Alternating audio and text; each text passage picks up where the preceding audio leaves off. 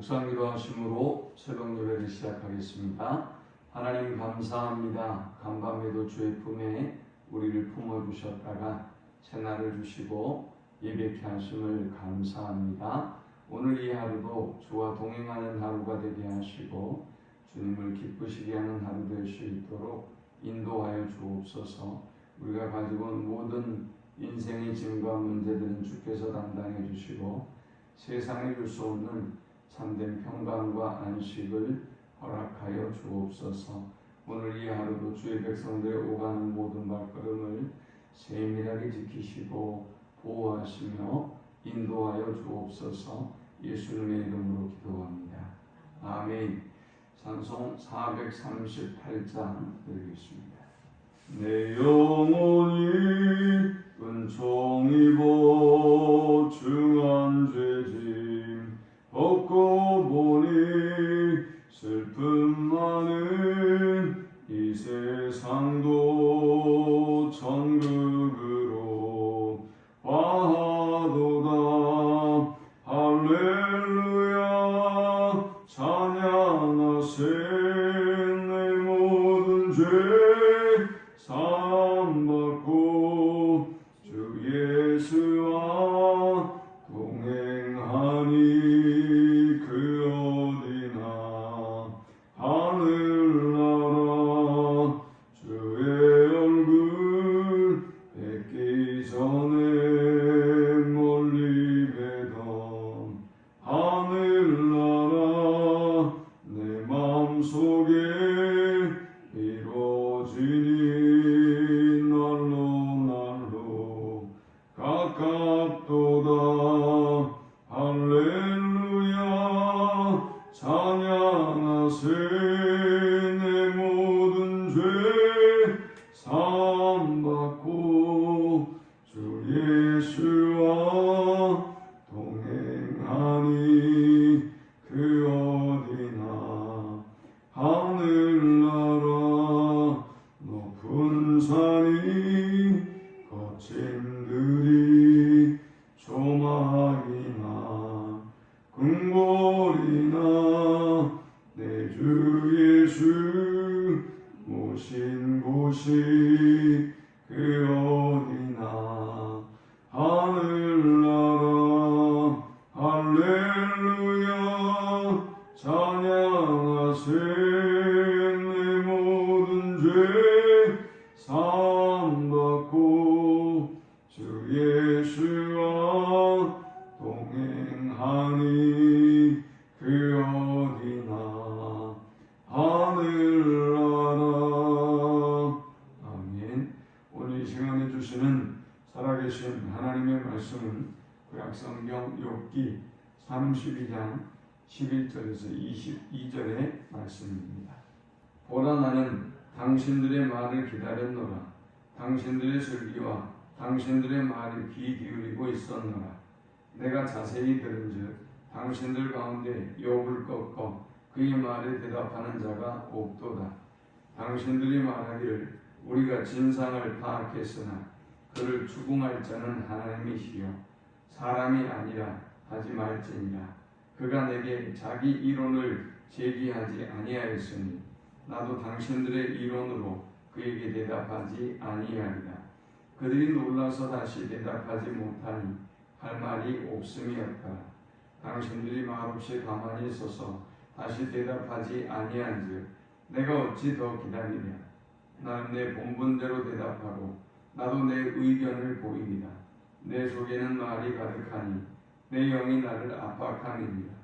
보라 내 배는 봉한 포도주통 같고 터지게 된 새 가죽 부대 같도다. 내가 말을 하여 시원할 것이라. 내 입을 열어 대답하리라. 나는 결코 사람의 낯을 보지 아니하며 사람에게 영광을 돌리지 아니하니 이는 하청할 줄을 알지 못하며 만일 그리하면 나를 지으신 이가 속히 나를 데려가시리로다. 아멘. 엘리후라고 하는 사람이 누구인지 정확하게 성경은 자세히 설명하지 않고 있다고 했습니다.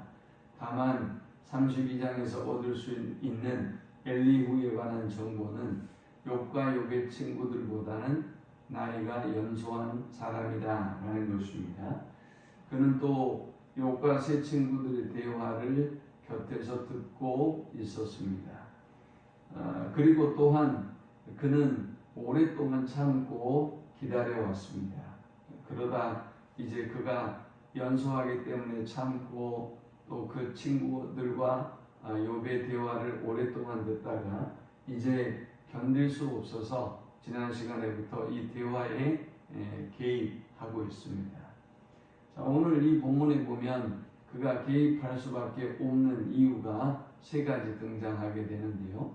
우리가 이 모습을 보면서 우리의 언어 생활을 어떻게 해야 하는지, 우리가 말을 할 때 어떤 생각과 마음을 가지고 말하고 행해야 하는지를 세 가지로 교훈 얻을 수 있습니다. 먼저 첫 번째 이 본문을 통해 얻을 수 있는 영적 교훈은 말싸움에서 이기려고 하기보다는 하나님의 영광을 위하여 말하라라는 것입니다. 엘리후는 이 욥의 세 친구들이 욥에게 더 이상 대답을 하지 못하고 31장에 욥의 말이 끝났음에도 불구하고 그들이 침묵하고 있는 것에 대하여 분노합니다. 지난 시간에 우리가 엘리후의 등장과 더불어서 두 가지의 분위기를 느낄 수 있었는데, 첫 번째는 화라는 단어가 4번이나 등장했죠. 분노의 분위기를 느낄 수 있었어요. 두 번째의 분위기는 교만이었습니다. 그는 자신이 마치 이 모든 문제를 해결할 수 있느냐, 그렇게 교만한 패기로 말하고 있는 것을 보여줍니다. 그런데 더 문제는 그의 교만함이, 그의 분노가 오히려 진리를 분별하지 못하게 만들었다라는 것이지요. 자, 오늘 12절에 보니까 내가 자세히 들은즉 당신들 가운데 욥을 꺾어 그의 말에 대답하는 자가 없도다 했습니다. 욥과 세 친구들과의 대화를 보면서 그가 간절히 원했던 것은 욥의 세 친구들이 욥을 꼼짝 못하게, 더 이상 말을 못하게 꺾는 것이었습니다.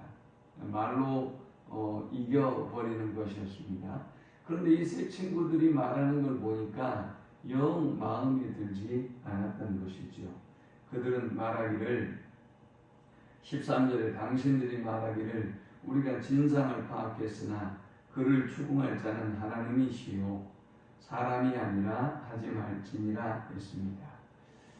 원인은 알겠는데 욥이 이렇게 그들 세 친구들과의 대화에서 승리하고 있는 듯 보이는 이 광경에서 그 세 친구들은 변명하듯 말하기를 우리는 원인은 안다, 진상을 파악하고 있다. 하지만 그를 추궁하실 분 하나님이시지 우리가 아니다 라고 변명하고 있다는 것입니다. 그래서 그는 견딜 수 없어서, 참을 수 없어서 이 욥을 자신이 꺾어야 되겠다는 생각을 하고 이 대화에 개입하게 된 것입니다. 여러분, 우리가 세상에 살아가면서 다른 사람이 말하는 모든 것을 내가 다 이겨먹으려고 하면 어떻게 될까요? 이겨먹을 수도 없고요. 이기려고 한다는 것 자체가 무리예요. 그러면 마음에 많은 스트레스를 안게 돼요. 또 모든 대화에 나에 대한 혹은 어떤 내 신념에 대한, 내 믿음에 대한 어떤 말들에 대해서 내가 어떻게 다 대처하고 어떻게 다 대화하고 어떻게 다 이겨내냐 말이죠.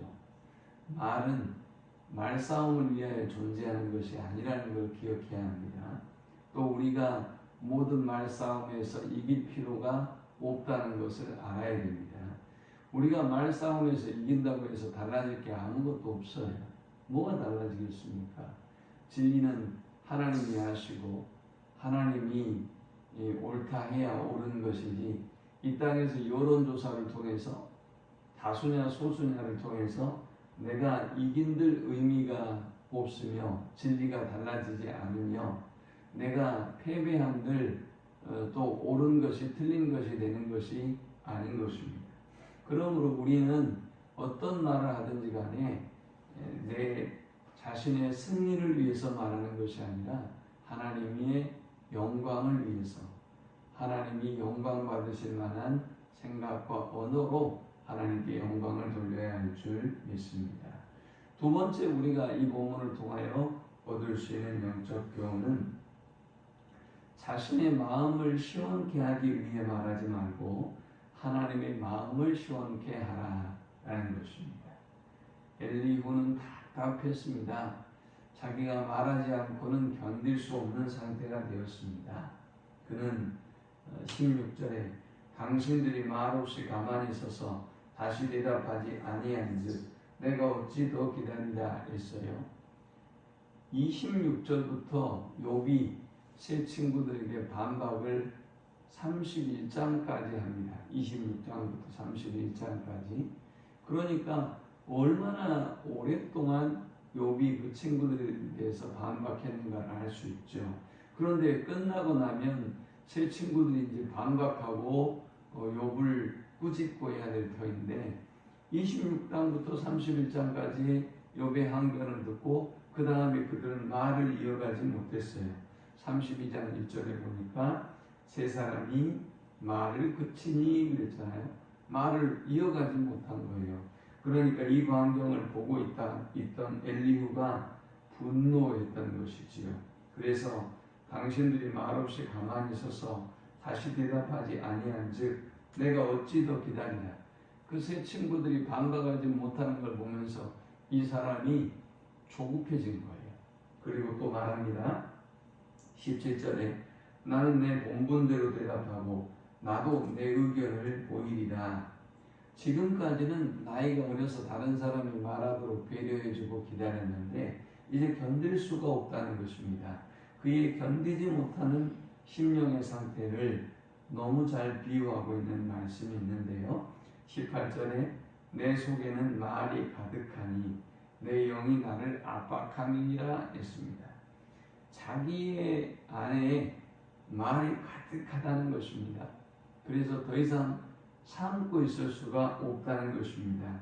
그러면서 어디에 비유하느냐? 19절에 보라 내 배는 봉한 포도주통 같고 터지게 된 새 가죽 부대 같구나 했습니다.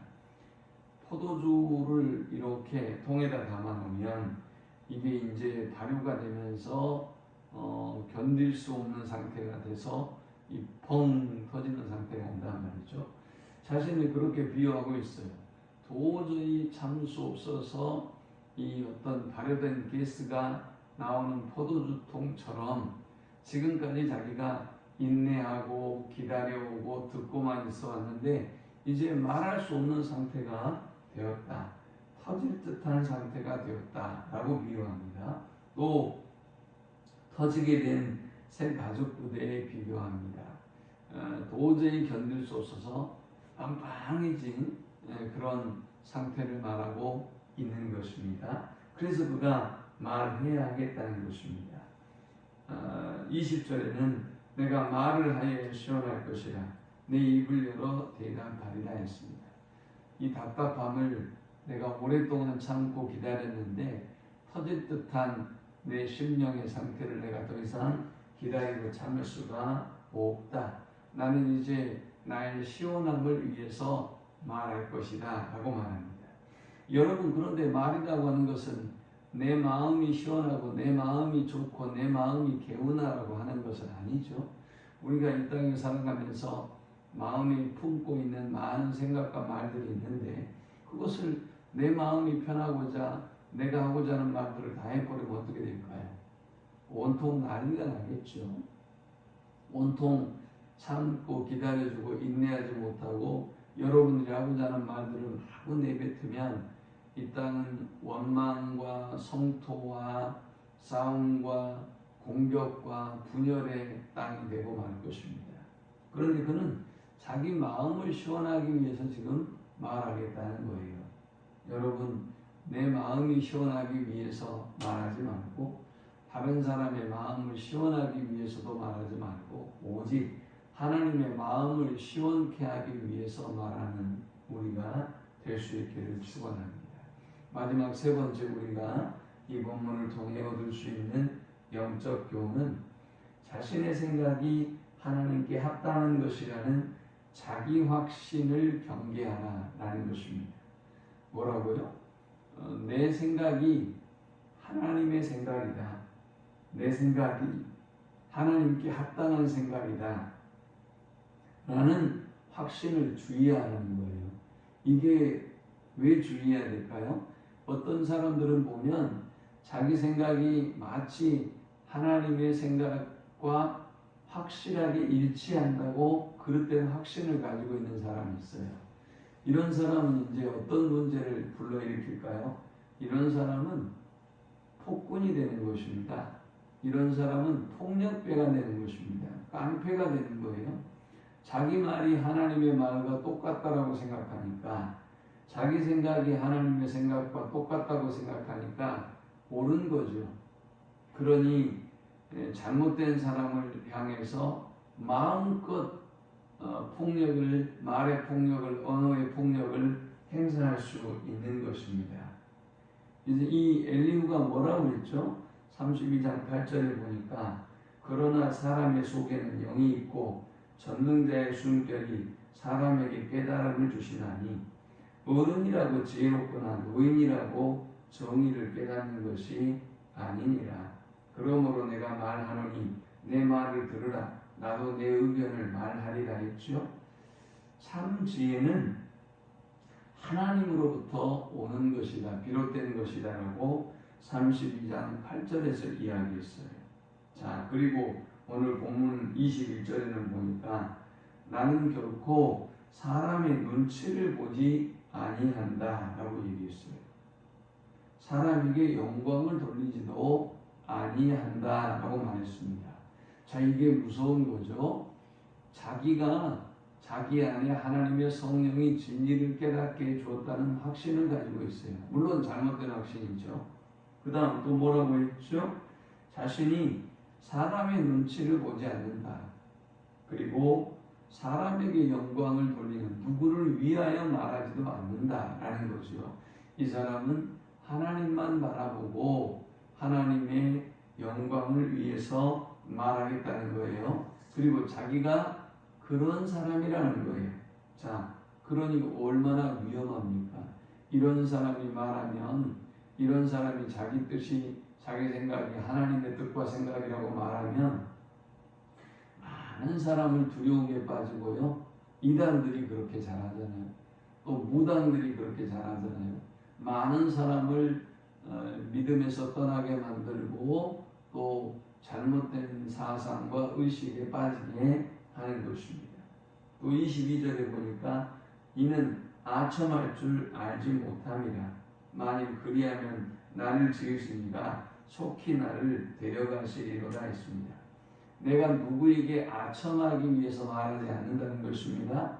그렇다면 내가 다른 사람에게 아첨해서 거짓말하면 하나님이 나를 속히 데려가실 것이다.